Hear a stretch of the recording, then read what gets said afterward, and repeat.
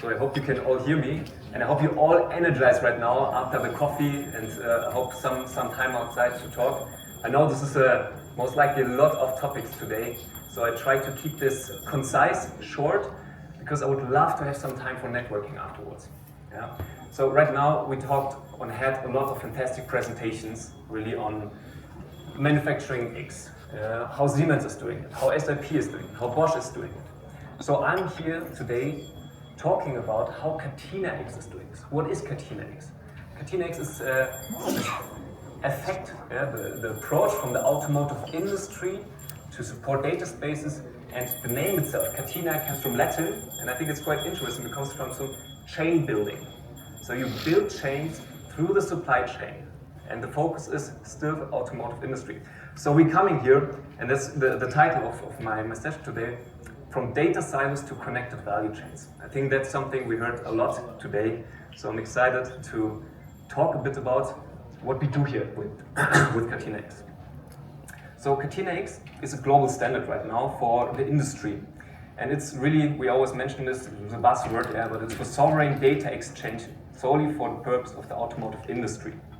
And the great thing is, and something I want to highlight, we talked about a lot of theory, but Catena-X and this topic here right now is already live since more than 2 years. So it's already working. It's a standard that is being used right now by the industry. We have more than 600 companies, mainly Europe, but as you go in automotive supply chain, and I assume there's a lot of automotive representatives here as well, we see directly that the supply chain is international, intercontinental. So it's not an approach from Europe, it's an approach that considers the whole world, right, as well as India. The core values is we work with trusted digital ideas. So a data space in itself is a safe space for companies to exchange data with some common language and the common standards. But you need to be part of this, so you need to enter this, right? So what happens in Catena-X is every company that wants to share data, who wants to be part of this resilient supply chain and wants to collaborate with all other automotive companies needs to also register, get a digital identity, get credified. Yeah? This is something that is important to know. Second, interoperability. Yeah? Interoperability is about using different tools, using the same standards but different tools to exchange data in a proper way. So you could use the SAP tool to use the system, you could use a tool from an Indian vendor to use the system, but this is the goal here. Right? Same goes for sovereignty. You always are in control of your data. So in this data space, you can decide who gets my data, what can they do with this data, for what purposes. So we talked a lot about different machines, how they gather data, right? Sometimes this is IP data, it's data that you don't want to share or not share to everyone. Here you can define and identify who gets the data and what they can do with it. So what is the mission? So I have here this pictogram here, right? It's really an end-to-end cycle. We want to connect the whole supply chain. Yeah?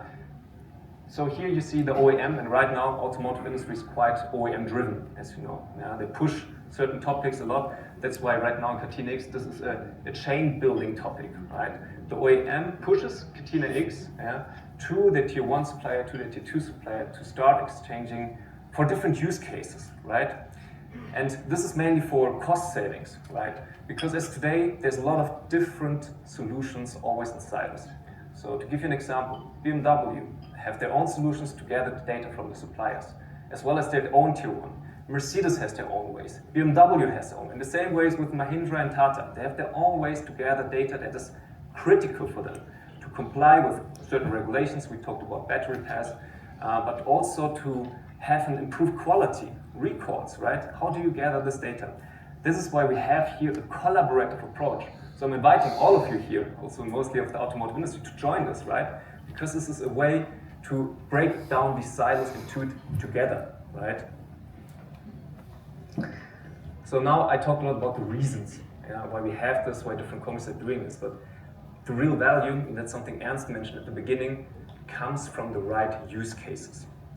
And Catena-X was developed, and you see here a lot of logos. Now, they're small, right? But believe me, they have a lot of different companies worldwide that are part of this ecosystem that try to solve the issues everyone has in the industry. And the issues, we try to categorize them in 3 parts, right? One is trusted sustainability, right? Now, there's regulations. You need to comply to certain CO2 data emission standards. How do you gather this data in a proper way? This is cleared here. Same goes for battery pairs, circularity, right? Other topics, resilient supply chains. Yeah? We talk about demand capacity management. Yeah? During the COVID times, this was heavily impacted, right? There was an idea to gather more information from suppliers, not one tier down, but also below and penetrate the supply chain, the value chain, to get this information, this data. And of course, traceability. Yeah.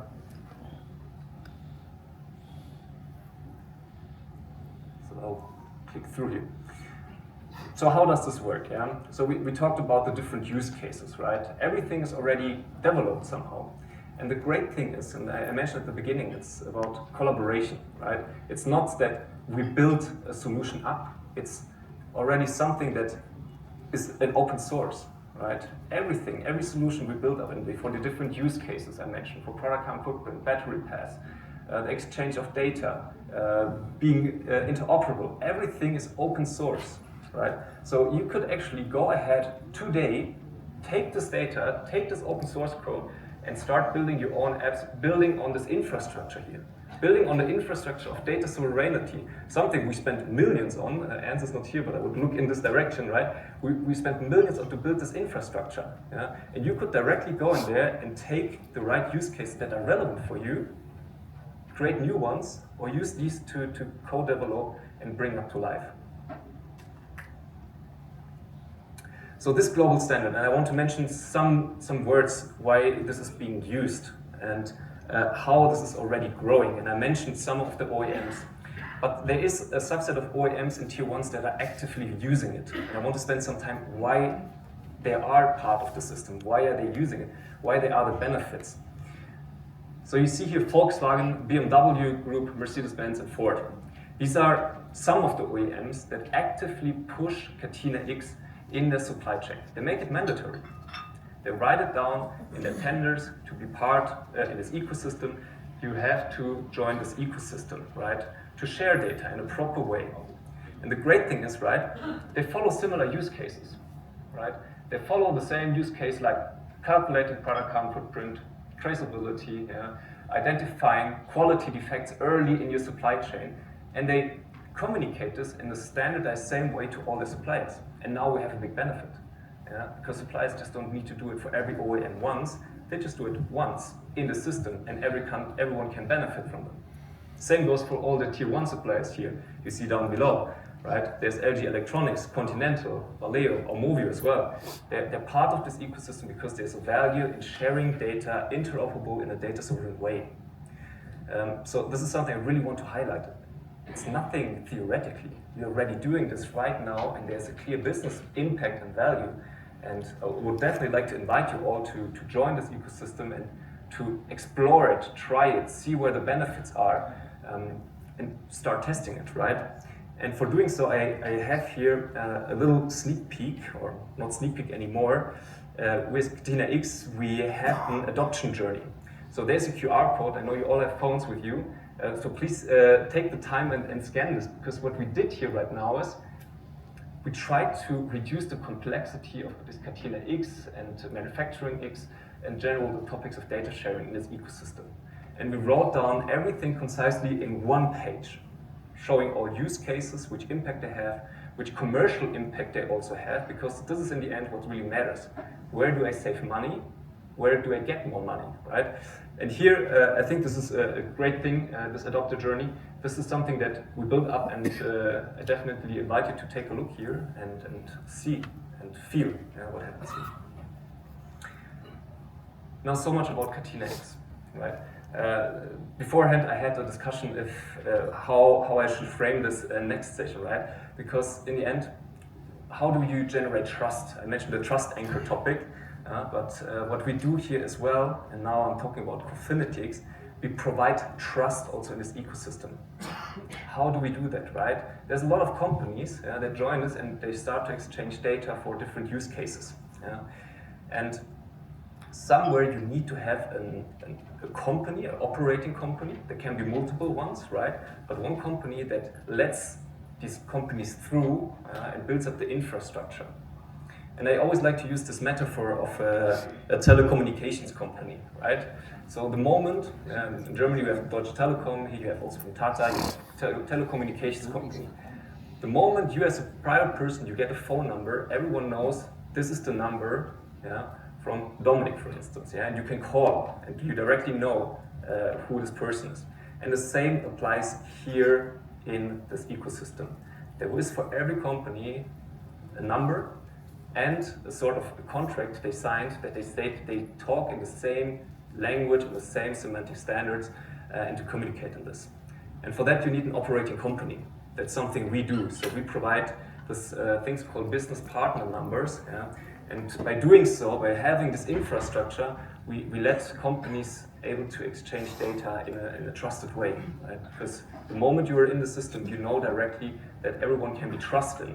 You know directly that the moment you share data with Siemens, Siemens will get this data, right? So standardized API, so to say. So what is it really what we do, right? So we onboard companies into this ecosystem. So like a Volkswagen, who is part of this ecosystem, there's other companies that they can join this ecosystem, right? And what they get is, we do an identity service, right? We validate if this company is really a company, we validate if they really are there, and then they get a business partner number, right? And so to say, access to the status base and access to all the different use cases to exchange data. It's important to say, right, this is just one of this operating company. It can be built up more, right? This is something that also in India could be possible to think of, right? Like for different telecommunications companies, there can be different companies that can orchestrate a data space and so in this way, right? So this is what we do, right? Also, right, we mentioned and talked a lot about industrial AI. What is the backbone from it? Where do you generate trust in this ecosystem? Where do you get this information on who is my partners and what is the data they're sharing, right?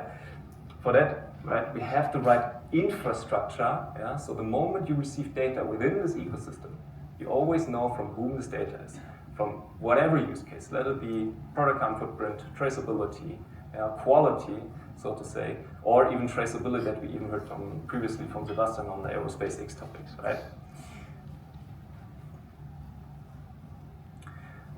So to put some dimension into all of this difficult terms I just mentioned, right? And to finalize and wrap this up.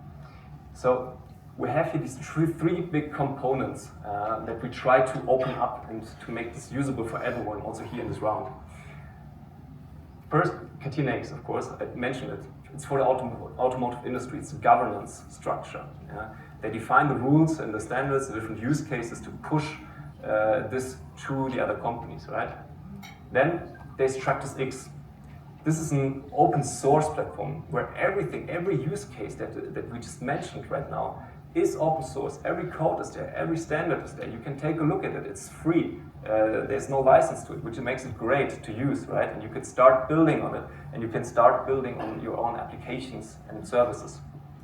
And then, of course, for now, there is only one operating company, that is the Cofinity-X, that basically orchestrates and builds this infrastructure of exchanging data. Having said that, right, this is the main components. I definitely just want you to invite, because what we learned is, and it's the last big message I want to tell you, what we learned is, this only works with the right partners. This only works if we also have in India strong partners who also co-develop with us, put in their input, try to develop this. It's not an ecosystem, it's a collaborative system where everyone can share, create new use cases. So we mentioned today, there's a lot of manufacturing companies here, but we need to have also the software components to it. So I'm inviting you really, use the time, take a look at this, take a look at our adopter journey, and potentially create your own software built on that. Thank you so much.